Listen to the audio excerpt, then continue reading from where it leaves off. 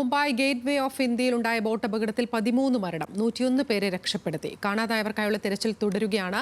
നാവികസേനയുടെ speed boat യാത്രക്കാരുമായി പോയ ബോട്ടുമായി കൂട്ടിയിടിച്ചാണ് അപകടമുണ്ടായത്. ബോട്ടിന്റെ ഡ്രൈവർക്കെതിരെ പോലീസ് എഫ്ഐആർ രജിസ്റ്റർ ചെയ്തു. മരിച്ചവരുടെ കുടുംബത്തിന് കേന്ദ്ര സർക്കാർ 2 ലക്ഷം രൂപ ധനസഹായം പ്രഖ്യാപിച്ചു.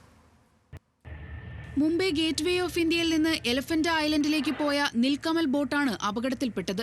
നാവികസേനയുടെ സ്പീഡ് ബോട്ട് യാത്രക്കാരുമായി പോയ ബോട്ടുമായി കൂട്ടിയിടിച്ചാണ് അപകടം. എഞ്ചിൻ തകരാർ കാരണമാണ് സ്പീഡ് ബോട്ട് നിയന്ത്രണം വിട്ടതെന്ന് നാവികസേന അറിയിച്ചു. സ്പീഡ് ബോട്ട് ഇടിച്ചു തകർന്ന യാത്രാ ബോട്ടിൽ 100-ലധികം പേരാണ് ഉണ്ടായിരുന്നത്. മുംബൈ തുറമുഖ അതോറിറ്റിയിലെ അധികൃതരാണ് അപകട വിവരം കോസ്റ്റ് ഗാർഡിനെ അറിയിച്ചത്.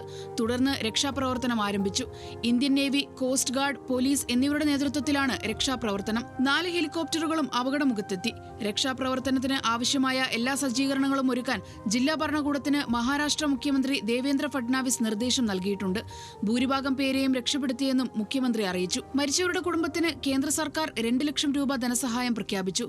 അപകടത്തിൽ പരിക്കേറ്റവർക്ക് 50,000 രൂപയും നൽകും. പ്രധാനമന്ത്രി നരേന്ദ്രമോദി, രാഷ്ട്രപതി ദ്രൗപദി മുർമു, പ്രതിരോധ മന്ത്രി രാജ്നാഥ് സിംഗ് ഉൾപ്പെടെയുള്ളവർ അനുശോചനം രേഖപ്പെടുത്തി. National desk, news Malayalam.